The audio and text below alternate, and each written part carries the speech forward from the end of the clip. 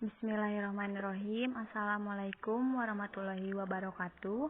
Perkenalkan, nama saya Wulan Fikriani, jurusan Bimbingan Konseling Islam semester 6. Di sini saya akan menjelaskan majalah yang sudah saya buat, judulnya Me and My Life.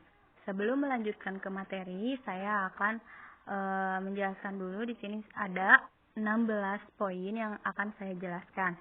Yang pertama itu akan saya jelaskan ini adalah tentang keluarga adalah tempat terbaik untukku. Keluarga baikku adalah segalanya. Keluarga tempat untuk kita mengadu keluh kesah dalam hidup ini. Keluarga juga bisa dikatakan teman dan sahabat, karena bagi saya keluarga bisa diajak cerita, sharing, dan tentang hal apapun yang ingin saya cerita semuanya kepada keluarga. Nah, di sini ada foto keluarga saya. Saya adalah anak kedua. Kakak saya ada di Brunei. Ini ada adik saya, ibu saya, ayah saya, dan saya. Baik, kita melanjutkan ke materi yang kedua. Ini adalah kegiatan keluarga. Setiap tahun biasanya keluarga saya itu suka mengadakan buka bersama. Tapi karena tahun sekarang ini ada musibah virus corona, jadi kayaknya nggak bisa buka bersama. Poin yang ketiga adalah masa sekolah adalah masa yang paling menyenangkan. Nah, saya bersekolah mulai umur 5 tahun. Jarak rumah saya ke sekolah waktu itu hanya 5 menit saja. Dan kebetulan kalau saya berangkat sekolah selalu bareng sama ibu. Dan pulang juga sama. Saya ingat sekali teman-teman yang lain ditungguin orang tua. Tetapi saya tidak, karena ibu saya mengajar di sekolah dasar. Tetapi jarak sekolah ibu saya dan saya tidak terlalu jauh. Setelah di TK itu saya melanjutkan ke sekolah dasar negeri 1 Ciulu. Nah, di sini juga rumah saya tidak terlalu jauh dari sekolah. Terus saya melanjutkan ke MTS Negeri Wanayasa. Ini di sini ada foto-foto masa MTS saya. Ini teman-teman saya. Setelah lulus dari MTS, saya melanjutkan ke SMA Negeri 1 Banjarsari. Alhamdulillah tempatnya tidak terlalu jauh dan jaraknya hanya cukup 10 menit saja dari rumah ke sekolah. Kenapa saya ingin melanjutkan ke SMA? Karena awalnya saya dulu setelah lulus dari SMA akan melanjutkan kuliah kesehatan. Sedangkan jalur kesehatan harus lulusan IPA. Waktu itu alhamdulillah saya juga keterima di jurusan IPA. Dan alhamdulillahnya juga saya dapat di kelas IPA 5. Nah, ini adalah masa teman-teman saya waktu SMA. Itu ada. Lanjut kita ke poin keempat, pendidikan tinggi. Nah, pendidikan tinggi saya itu ada di Universitas Islam Negeri, tepatnya di Bandung. Saya tinggal di kosan yang jaraknya lumayan dekat dengan kampus. Awalnya saya tidak mengira sekali akan kuliah di universitas negeri ini, karena memang awalnya saya cuma nyoba-nyoba masukkan formulir SPAN PTKIN ke guru BK waktu itu. Dan alhamdulillah saya keterima di jurusan bimbingan konseling. Memang awalnya saya tidak memilih ke jurusan BKI tapi saya memilih ke BKI karena masih berhubungan sama psikolog. Terus poin yang kelima itu ada berkunjung ke Papandayan. Saat liburan telah tiba, saya bersama keluarga pergi liburan ke Gunung Papandayan. Memang sudah menjadi tradisi keluarga saya, kalau waktu liburan telah tiba pasti kita selalu pergi ke luar kota. Ya, walaupun tidak keluar ke negeri, ya kita keluar kota. Ini di sini ada fotonya. Ini foto bersama ibu saya. Terus ada poin yang keenam itu ada an amazing teacher. Nah, kenapa saya menginspirasi guru pas waktu SMA? Ini di sini ada foto guru saya menginspirasi ke Pak Asep Kusmayadi. Beliau merupakan salah satu guru olahraga di SMA saya. Beliau sangatlah tegas kepada murid-muridnya, tapi beliau juga sangatlah baik. Nah, Terus yang ketujuh adalah sikap keagamaan. Pada ayat Quran surat Ar-Rahman yang berarti, nikmat mana lagi yang akan kamu dustakan, menjadi suatu statement yang saya tanamkan dalam alam bawah sadar. Agar dalam hidup ini saya tidak banyak mengeluh. Kenapa? Karena apalagi yang harus dikeluh kesahkan.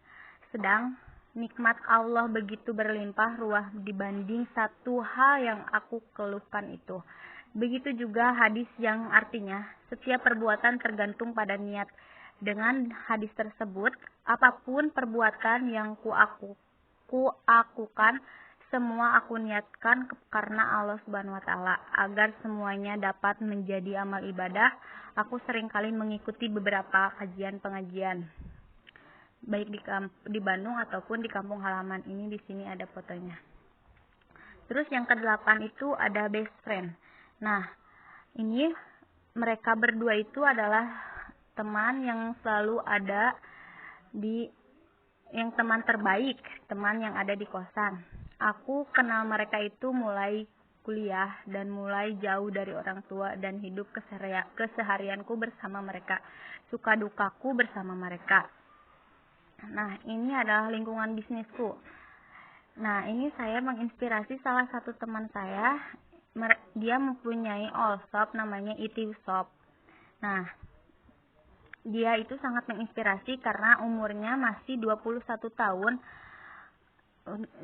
Umurnya 21 tahun karena dia pengusaha muda yang sangat menginspirasi kita semua. Dia juga bisa membiayai kuliahnya dengan uang sendiri. Dia juga online shop. Online-nya itu jual baju, sepatu, sandal, kerudung, dan lain-lain. Belajar dari Siti Sudaiyah atau disebutnya itu, saya menjadi tertarik dan ingin membuka usaha seperti dia. Lanjut ke poin yang ke-10. Ya, poin yang ke-10 ini adalah prospek pekerjaan. Untuk prospek pekerjaan, mungkin saya lebih suka di dunia pendidikan. Tetapi selain itu, aku juga lebih suka mendengarkan orang yang curhat dan memberikan sedikitnya jalan pintas permasalahan seseorang tersebut. Untuk lebih menjurusnya, lebih kepada lingkungan dan sosial. Ini di sini ada. Terus poin yang ke-10 itu, yang ke-11 itu adalah agenda karir.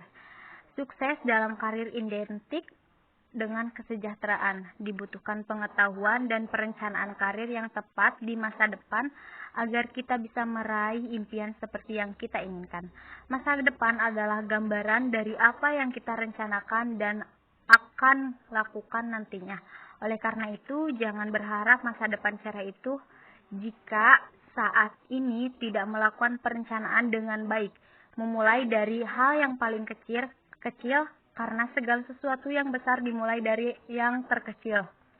Harus terus memperbaiki diri dengan merubah diri dari hal terkecil. Misalkan on time, memperbaiki kedisiplinan diri sendiri, belajar attitude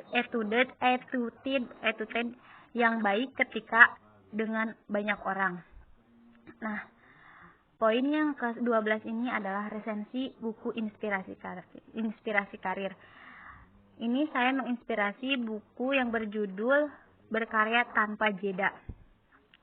Buku ini ada banyak pembelajaran yang saya dapat. Salah satunya adalah memanfaatkan waktu dengan sebaik-baiknya. Waktu adalah waktu yang merupakan salah satu nikmat yang tak bisa digantikan. Jelas memiliki posisi yang sangat paling penting dalam kehidupan manusia. Poin yang ke-13 ini adalah satu bab buku yang pernah kutulis dalam buku Komplikasi Motivasi Karir. Saya pernah menulis satu bab buku ini. Dalam buku ini terdapat banyak hal yang sangat memotivasi kita dalam sukses berkarya dan sangat menginspirasi bagi para pembacanya, termasuk saya menginspirasi buku tersebut. Menulis adalah sebentuk karya yang daya tahannya menembus ruang dan waktu.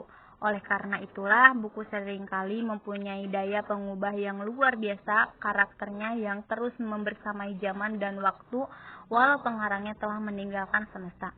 Poin yang ke-14 ini adalah sahabat Nabi yang menginspirasi. Saya ini Abdullah bin Hudzafah. Dia diperintahkan kepada pengawalnya untuk menyiapkan belanga atau kuali yang diisi dengan air dan direbus hingga mendidih.